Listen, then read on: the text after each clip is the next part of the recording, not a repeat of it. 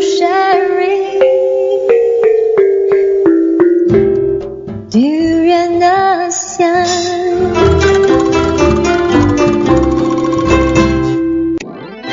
Anything can happen Friday. The art and cultural side of Southeast Asia. Hey, this is Arlene. Hi, this is Grace. And you are with our Friday morning where we discuss anything can happen Friday. And today is very fun because I love puppetry. Oh yes, puppetry is amazing sort of a culture in Southeast Asia, and it's a beautiful art, and we're going to discuss more about it. We will be going, we will discuss about it more later on. But before we move further about this discussion on ASEAN puppetry, just a bit of introduction on what exactly is puppetry. And we'll be airing a TED Talk on puppetry now.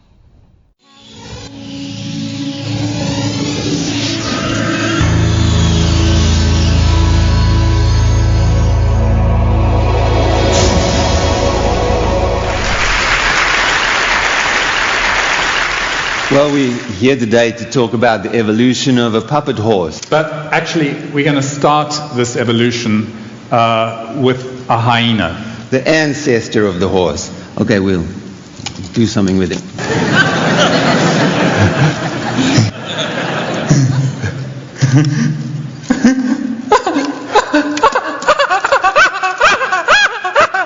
The hyena is the ancestor of the horse because it was part of a production called Faustus in Africa, a handprint production from 1995, where it had to play drafts with Helen of Troy. This production was directed by South African artist and theatre director William Kentridge. So it needed a very articulate front paw.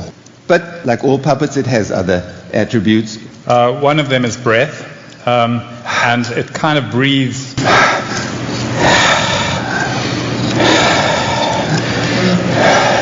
Breath is really important for us. It's the kind of original movement for any puppet for us on stage. It's the thing that distinguishes a puppet from an actor. Puppets always have to try to be alive. It's their kind of story on stage, that desperation to live. Yeah, it's basically a dead object, as you can see, but and it only lives because you make it. An actor struggles to die on stage, but a puppet has to struggle to live, and in a way that's a metaphor for life. So every moment it's on the stage, it's making the struggle. So we call this a piece of emotional engineering that uses up to the minute 17th century technology to turn nouns into verbs. Well, actually, I prefer to say that it's an object constructed out of wood and cloth with movements built into it to persuade you to believe that it has life. Okay, so it has ears that move passively when the head goes. And it has these bulkheads made out of plywood, covered with fabric. Curiously similar, in fact, to the plywood canoes that Adrian's father used to make when he was a boy in their workshop. In Port Elizabeth, a village outside Port Elizabeth in South Africa. His mother was a puppeteer, and when we met at art school and fell in love in 1971, I hated puppets. I really thought they were so beneath me. I wanted to become an avant-garde artist, and Sesame Street and Punch and Judy was certainly not where I wanted to go. And in fact, it took about 10 years for us to love Sesame Street.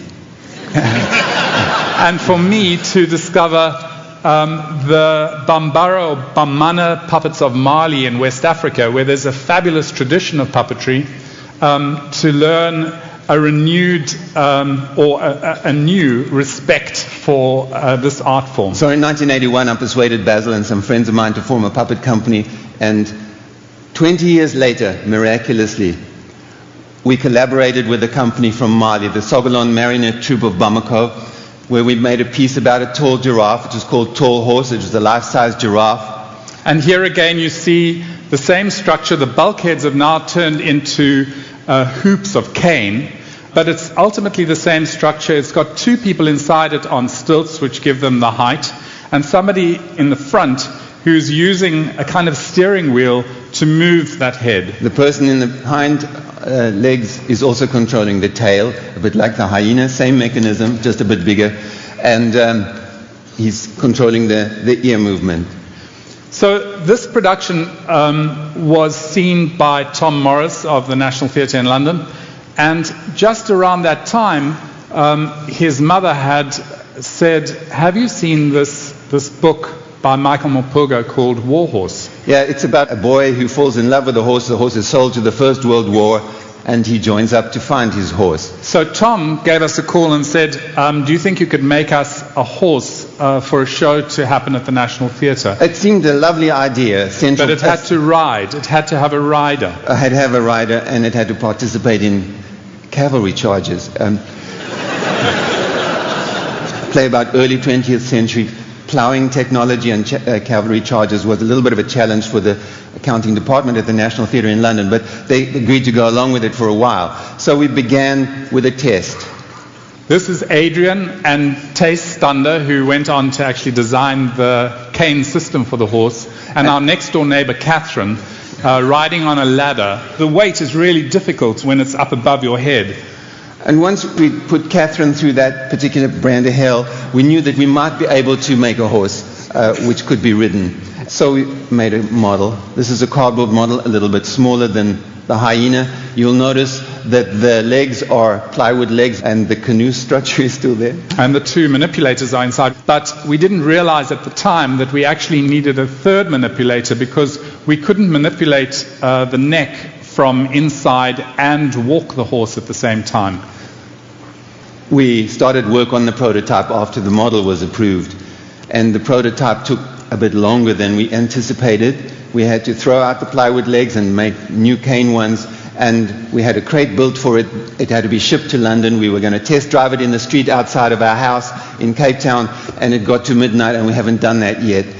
So we got a camera and we posed the puppet in various sort of galloping stances, and we sent it off to the National Theatre hoping that they believed that we created something that worked. A month later we were there in London with this big box in a studio full of people about to work with us, and we about 40 people. We were terrified. We opened the lid, we took the horse out, and it did work. It walked and it was able to be ridden. Here I have a 18-second clip of the very first walk of the prototype. This is in the National Theatre studio, the place where they cook new ideas. It had by no means got the green light yet.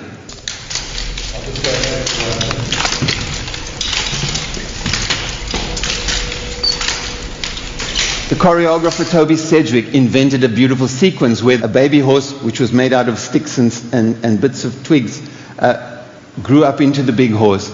And Nick Starr, the director of the National Theatre, saw that particular moment. He was sitting next to me, sort of nearly wet himself, and so the show was given the green light. We went back to Cape Town and redesigned the horse completely. Here is a plan. And here is our factory in Cape Town where we make horses. You can see quite a lot of skeletons in the background there. The horses are completely handmade. There is very little 20th century technology in them. We used a bit of laser cutting on the plywood and some of the aluminium pieces, but because they have to be light and flexible and each one of them is different, they can't be mass produced, unfortunately. So here are some half-finished horses ready to be worked in London. And now we would like to introduce you to Joey. Joey boy, you there? Joey?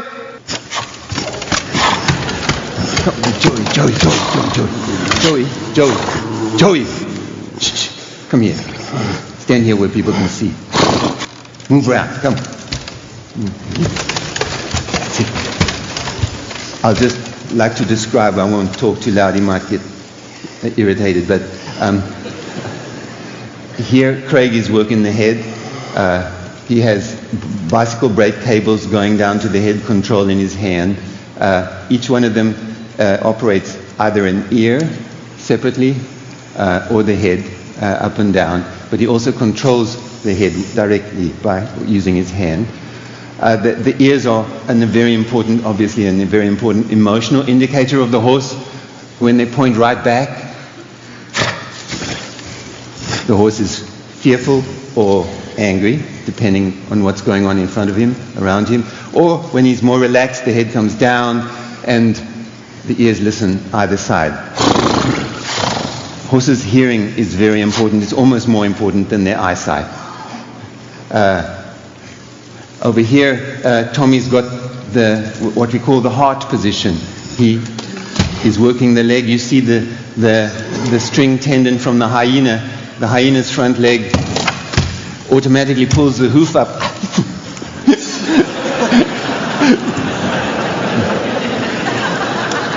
Horses are so unpredictable. And the way a hoof comes up with a horse immediately gives you the feeling that it's a convincing horse action. The hind legs have got the same action. And Mikey also has in his fingers the ability to move the tail from left to right and up and down with the other hand. And together there's quite a complex possibility of tail expression. You want to say something about the breathing? We had a big challenge with the breathing. Adrian thought that he was going to have to split the chest of the puppet in two and make it breathe like that, because that's how a horse would breathe, with an expanded chest. But we realized that if that were to be happening, you wouldn't, as an audience, see the breath. So he made a channel in here, and the chest moves up and down in that channel. So it's anti-naturalistic, really, the up and down movement, but it feels like breath. And it's very, very simple, because all that happens is that the puppeteer breathes with his knees. Other emotional stuff, if I were to touch the horse here on his skin, the heart puppeteer can shake the body from inside and get the skin to quiver. You'll notice, of course, that the puppet is made out of cane lines, and I would like you to believe that it was an aesthetic choice, that I was making a three-dimensional drawing of a horse that somehow moves in space. But of course, the cane is light, the cane is flexible, the cane is durable, and the cane is moldable. And so it was a very practical reason why it's made of cane. The skin itself is made out of a see-through nylon mesh, which, if the lighting designer wants the horse to almost disappear, she can light the background and the horse becomes ghost-like. You see the skeletal structure of it, or if you light it from above, it becomes more solid. Again, that was a practical consideration. The guys inside the horse have to be able to see out. They have to be able to act along with the fellow actors in the production, and it's very much an in-the-moment activity that they're engaged in. It's three heads making one character. But now we would like you to put Joey through some paces.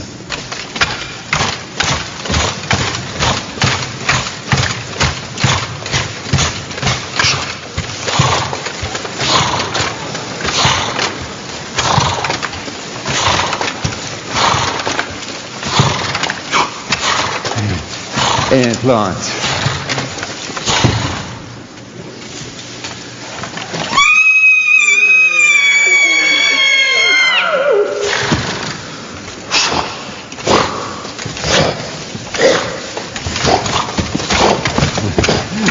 Thank you. And now just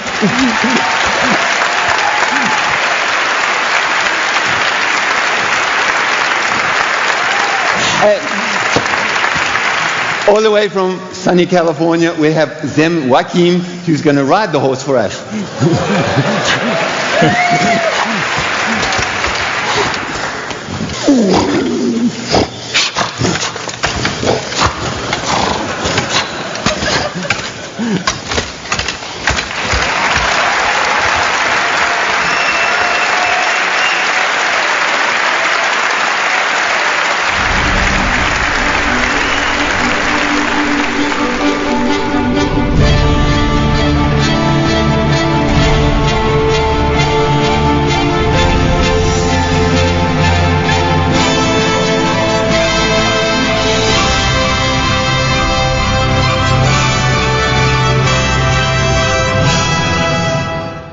So we would like to stress that the performance you see in the horse is 3 guys who have studied horse behavior incredibly thoroughly.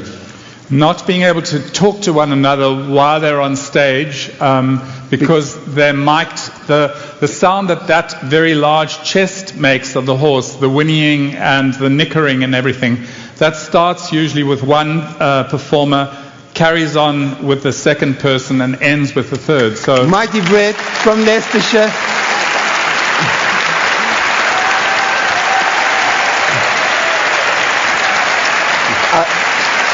Mighty Brett, Craig Leo, Zim Joachim, and Basra Amin. Thank you. Thank you.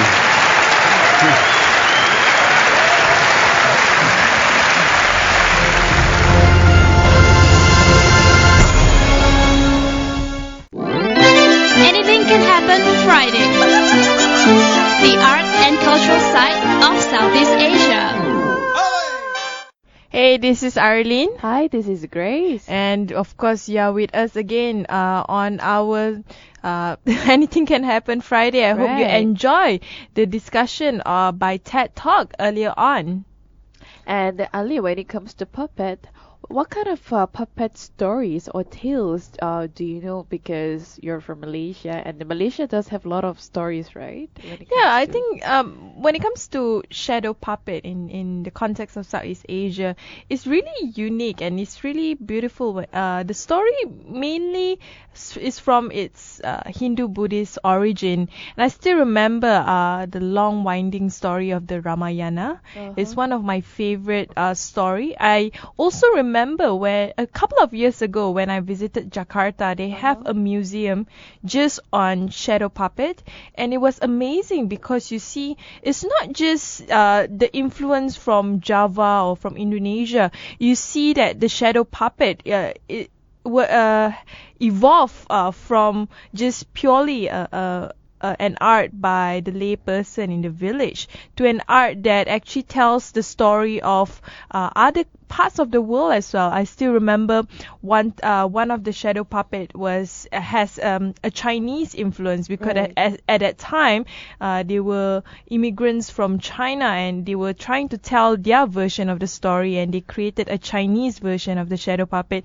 And then the modern day of Indonesia, they tell the story of they disseminate the Indonesian history, especially during the Sukarno time, by doing a shadow puppet. I thought that was very, very innovative. It is very interesting because when you think about the puppet, the old shadow play, it's also famous in the Indonesia, Malaysia, and Southeast Asia context. But also, it's also very famous in China, India, and Nepal as well. And it also reaches up to the European countries like Turkey, Greece, and France as well. So when you think about puppet story, it's the story of the entertainment and the story of all the Local history culture mainly. and the culture. So it's got a lot of stories in the puppet play, and then it could be very political as well at the same time because it can send messages without any verbal translations. It's just purely from the shadow and the movement of the puppets. Have you watched a shadow puppet before? I have once. It was the Indonesian one. Yeah, and that I found it to be a bit scary because Really? of the faces, how they cut off the face shapes. But I also at the same time it was very creative to watch the whole performance. So, just a bit of description about the Southeast Asian shadow puppet. They are mainly flat and transparent using leather or paper cutouts fastened to one supporting stick and manipulated by at least 2 other thin sticks or rods. Shadow puppets are popular across all over Southeast Asia and the Asia Pacific, and also including Korea, which is I'm just curious what is a Korean looking puppet would be. Well, we do have our version of puppet, but then it's not as like the value is not as much in Southeast Asia, because we do have other traditional performance when it comes to cultural part. But I guess Korean, we do also have the puppet play in our country. So the puppet in Asia is a bit different from the puppet in Europe. If you watch The Sound of Music, there's this one scene where the kids were showing puppets performance in front of their parents, and in Europe it's mainly string puppets, and I like string puppets too. But of course, to me, the culture of Southeast Asia intrigued me more. And when it comes to puppets, when it comes to shadow puppet in Southeast Asia, I'm always curious about Malaysia shadow puppet because it's filled with humor. I remember watching one of the event organized by Pusaka, a local NGO that try to promote local culture and heritage. They actually brought shadow puppet masters from Kelantan. Wow. And what is interesting is it's filled with a lot of local humor. Even though I'm not really that well versed in Kelantanese Malay, but I actually can understand a bit of the humor, and which it is really funny. And that's very interesting, and it's also up to the person's interpretation when you watch the puppet show, because like I mentioned before, there was no verbal delivery. It's just purely the movement and then the lights and the shadows of the holders puppets.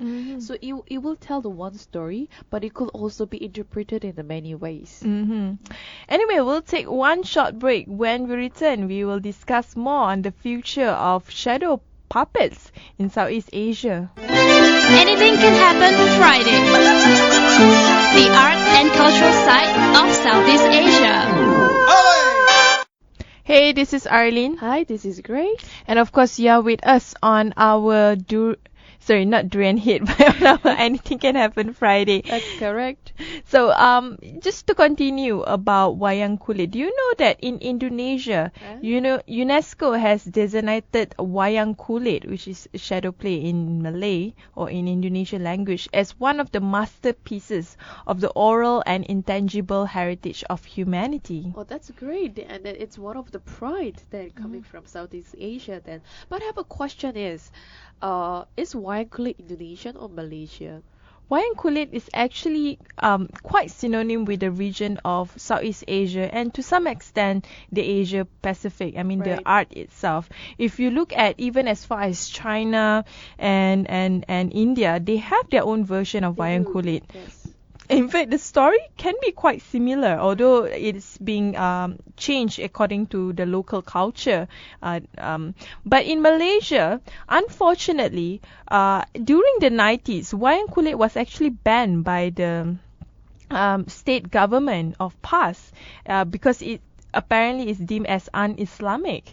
And to me personally, I think the way PAS has handled wayang kulit is bringing wayang kulit a 10 step backwards into how wayang kulit could have developed, as part of the culture of Malaysia. And that's very interesting because wayang kulit, when you think of wayang kulit, we think of Indonesia first. And it also seems that in Malaysia, the value of wayang kulit and the appreciation level towards this particular art, it's diminishing. But however, Indonesia is putting a lot of effort. But when you think of the traditional value, but perhaps that's why a lot of artists have been infusing a lot of modern elements to a wayang kulit to attract more audience. So recently there was a Star Wars, right, with the wayang kulit version, and it was also very interesting. And also recently there was a theater scenes infusing the wayang kulit performance in the theater. It was also very interesting.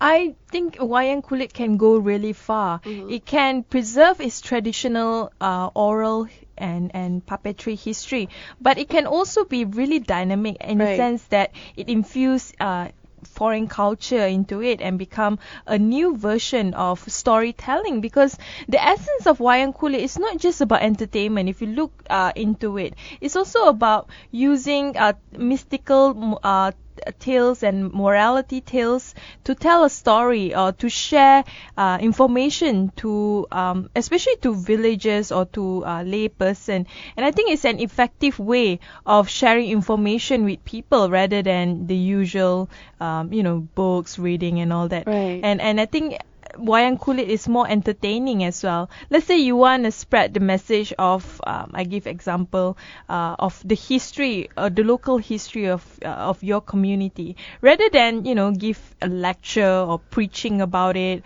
or write a book about it. I think a better way, a more effective way, is to make it into a play, a shadow play, and tell the story. I think the older generation, even the younger generation, can enjoy it. And that's a great idea. And also, if that has been performing around this region, it'll also attract a lot of tourists as well. And it could, again, a wayang kulit or any kinds of a shadow play is of our Southeast Asians' value when it comes to our country and our elements. It is something that we can tell and we can share with other people from other countries. And even for the future generations, right? If we have kids in the future, it's also a great story to tell our kids to send our values from generations to generations. And when we think about wayang kulit, usually we'll think about the Malay Nusantara, Right. Indonesia, Malaysia. But we seldom think about the CLMV country, which is Myanmar, Cambodia, Thailand.